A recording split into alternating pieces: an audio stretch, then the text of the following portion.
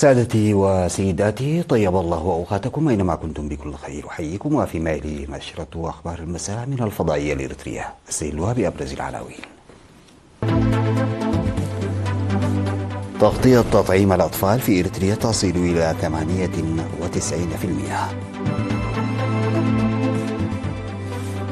حاكم إقليم القاشبركة يجري لقاءات لبحث الاستفادة من الخدمات الاجتماعية. جهود لتنمية الغطاء النباتي في صنعافة.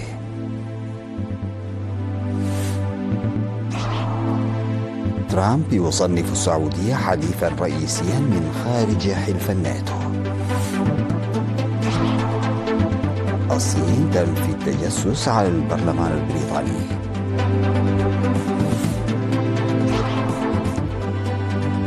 الاتحاد الأوروبي يخفض توقعاته لنمو منطقة اليورو. السلام عليكم ورحمة الله. أفاد مسؤول برنامج التطعيم الوطني بوزارة الصحة السيد تدروس يحدقو أن تغطية تطعيم الأطفال من الذين تتراوح أعمارهم دون العام الواحد وصلت إلى 98% على مستوى البلاد.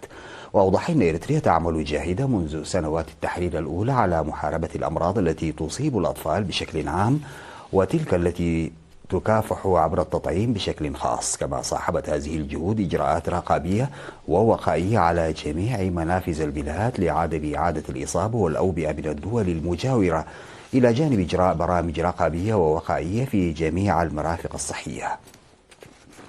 وأضاف إنه يتم إجراء حملات تطعيم في المناطق الحدودية والمديريات المطلة عليها من الأوبئة والأمراض الخطيرة، حيث ظلت تنظم على مدار 27 عاما الماضية في المديريات الحدودية بالإقليم الجنوبي وإقليم القاشبركة.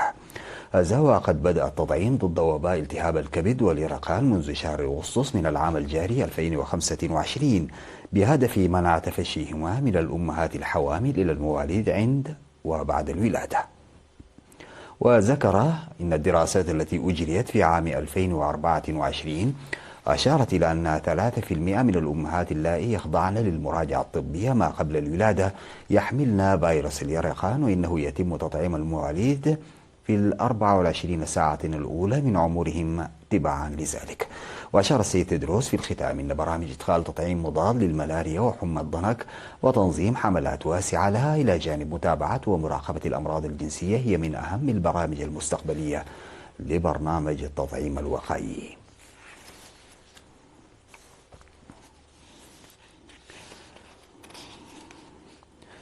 عقد حاكم إقليم القاشبركة السفير محمود علي حوروي اجتماعات في أملايد بشأن ضمان حصول المواطنين على الخدمات الاجتماعية والمشاركة المتساوية في التعليم.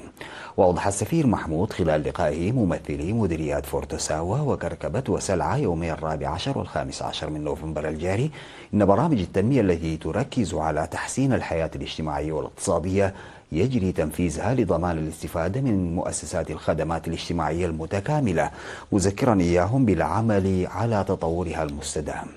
وفي حديثه عن المشاركة في التعليم ذكر أنه ينبغي تعزيز العلاقات الثلاثية بين الآباء والطلاب والمعلمين واتخاذ المبادرات لتخفيف النقص في المدارس وإحضار الأطفال في سن المدرسة إلى المقاعد الدراسية، إلى جانب دور المعلمين والمسؤولين الإداريين في رفع أعداد الطلاب بشكل عام ومشاركة المرأة بشكل خاص.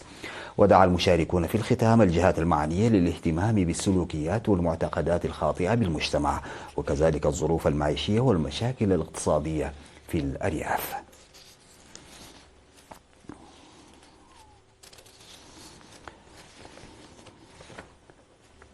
تبذل جهود في مديرية صنعافة لتنمية المحميات بهدف الحفاظ على الموارد الطبيعية بشكل عام والأشجار والحياة البرية بشكل خاص. وذكرت سلطة الغابات والحياة البرية وجود 6342 هكتارا من المحميات وأكثر من 1500 هكتار من محميات القرى، وإن أكبر جزء من المحمية يوجد في المنحدرات الشرقية. وأفادت بأن المحميات يتم تخصيصها للحفاظ على الأشجار والحياة البرية المهددة بالانقراض وتنميتها، وإن الإجراءات المتخذة لحل النقص في حراس الغابات تحقق النتائج المرجوة. وقال ممثل سلطة الغابات والحياة البرية السيد يوهانس زكرياس إن المحميات مهمة لضمان العلافة الحيوانية وإثراء التنوع البيولوجي، وأشاد بالرصد والحماية الجادة للغابات والمحميات في إدارات ضواحي غولو وكسادمبا ودوغوغولو. وأوضح خبير التشجير والحياة البرية في المديرية السيد قرماي سيوم حدوث ظاهرة إزالة الغابات في السنوات الأخيرة، لكن الوضع تحسن مع زيادة وعي المجتمع ودور الجهات المختصة، مشيرا إلى اتخاذ إجراءات عقابية بحق المخالفين. وذكر مدير إدارة ضاحية غولو السيد عبد الله أحمد أن ثقافة الحفاظ على البيئة في المنطقة مرضٍ، موضحا بأن الغطاء الأخضر للأرض بدأ يعود إلى طبيعته بفضل المتابعة الجادة وحماية الأشجار. من جانبه ناشد السيد صالح محمد علي الذي يشارك في حماية الغابات في منطقة غولو جميع قطاعات المجتمع بشكل عام وإدارات الضواحي ولجان القرى للمساهمة بوعي، لأن المهمة لا تترك لجهة واحدة بمفردها.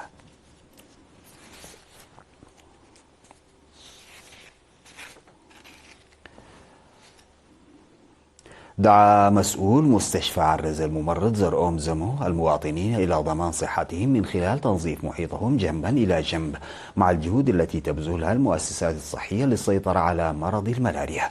وقال إن مرض الملاريا يمكن الوقاية منه بسهولة عن طريق تنظيف المناطق التي تتكاثر فيها البعوض، وحث المواطنين في القرى ذات المناخ الحار إلى استخدام الناموسيات.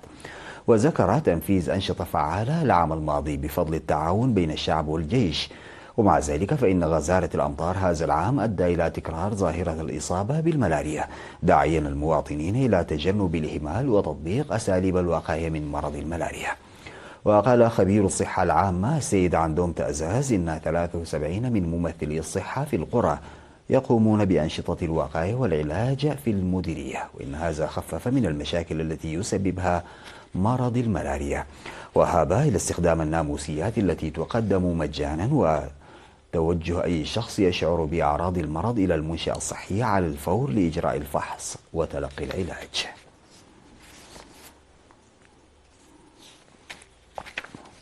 تقوم 3 نساء منضويات في جمعية بأنشطة زراعية ناجحة في إدارة ضاحية جنسيبة بمديرية ميعيني. وتقول النساء اللواتي يعملن تحت رعاية الاتحاد الوطني للمرأة إنهن يحصلن على عوائد جيدة من أكثر من 1200 شجرة بابايا زرعنها على أرض منحتها لهن إدارة الضاحية قبل عامين، مما يحدث فرقا جيدا في معيشتهن. وشكرت عضوة الجمعية السيدة ليتشي قبراب إدارة ضاحية جنسيبة ومكتب الاتحاد الوطني للمرأة في مديرية ميعيني، منادية لدعمهن للانتقال إلى الطاقة الشمسية. في غضون ذلك أفاد مربون نحل في ضاحية ديدة بمديرية ميعيني أنهم ينتجون العسل بوفرة بفضل أزهار الغابات الكثيفة. وقال السيد غافو غويتوم الذي يملك أكثر من 50 منحلة حديثة إنه يستخرج ما يصل إلى 70 كيلوغراما من العسل من خلية واحدة. سادتي أتوقف مع فاصل وأعود بالأخبار الخارجية.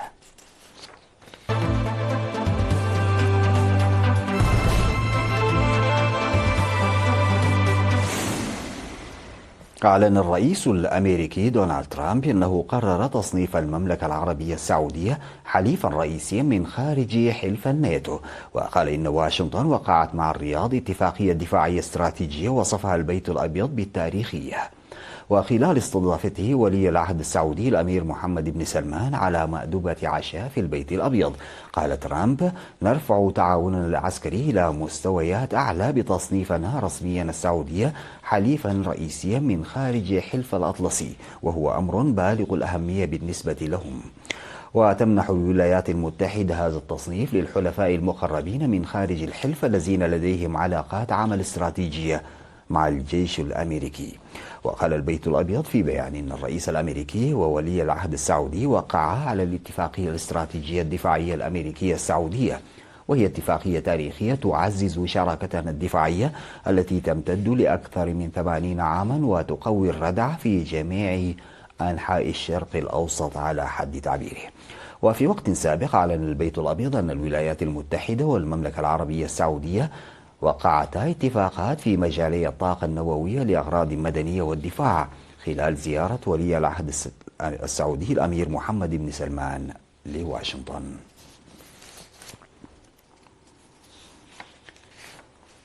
أكدت السلطات الصينية رفضها الاتهامات التي أطلقتها المخابرات البريطانية بشأن أنشطة تجسس صينية بشأن البرلمان البريطاني.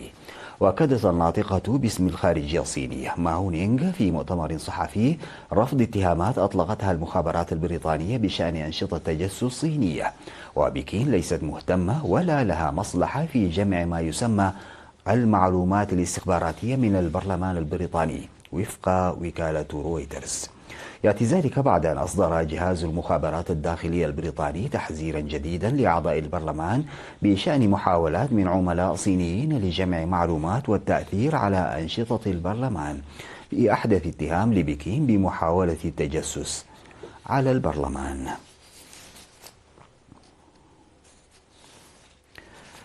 خفض الاتحاد الأوروبي توقعاته لنمو منطقة اليورو للعام 2026 في وقت تلقي مخاطر التجارة الدولية والتوترات الجيوسياسية بظلالها على اقتصاد أوروبا. وتوقعت المفوضية الأوروبية أن تسجل منطقة العملة الموحدة التي تضم 20 دولة نموا بنسبة 1.2% في العام 2026 بانخفاض عن توقعات سابقة بنسبة 1.4%. وقالت المفوضية إن النمو المضطرد وإن كان متواضعا المسجل حتى الآن والذي تغذيه في البداية زيادة في الصادرات تحسبا لزيادات الرسوم الجمركية يسلط الضوء على مرونة اقتصاد الاتحاد الأوروبي في مواجهة بيئة خارجية صعبة. وأضافت التوقعات أن التضخم يقترب من هدف البنك المركزي الأوروبي كما تحسنت ظروف التمويل.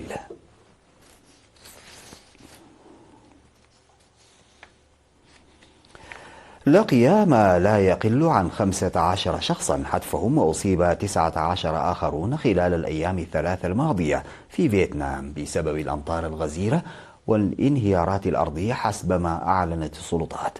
وقالت إدارة السدود والوقاية من الكوارث في البلاد إن 6 أشخاص لقوا حتفهم وسط فيتنام عندما علقت حافلة في انهيار أرضي ودفنت تحت التراب والصخور الكبيرة. وأضافت أن سائق شاحنة جرفته المياه فيما كان يحاول عبور سد غمرته الفيضانات.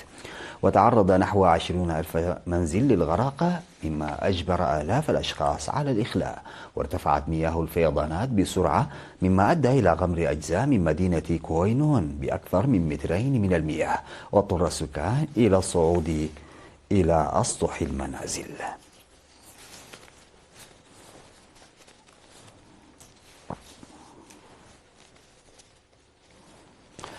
في الختام سادتي إلى حضراتكم تذكير بأبرز العناوين.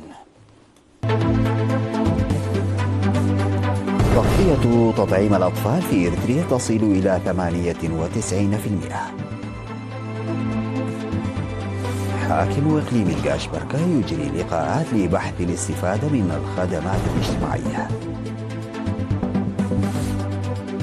جهود لتنمية الغطاء النباتي في صنعافة.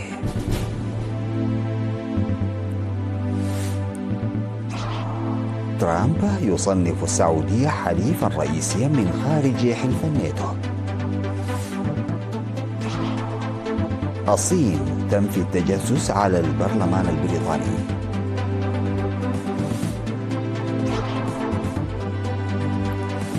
والاتحاد الأوروبي يخفض توقعاته لنمو منطقة اليورو. انتهت نشرة أخبار المساء قدمتها لحضراتكم من الفضائية الإريترية. شكرا لمتابعتكم. السلام عليكم ورحمة الله تعالى.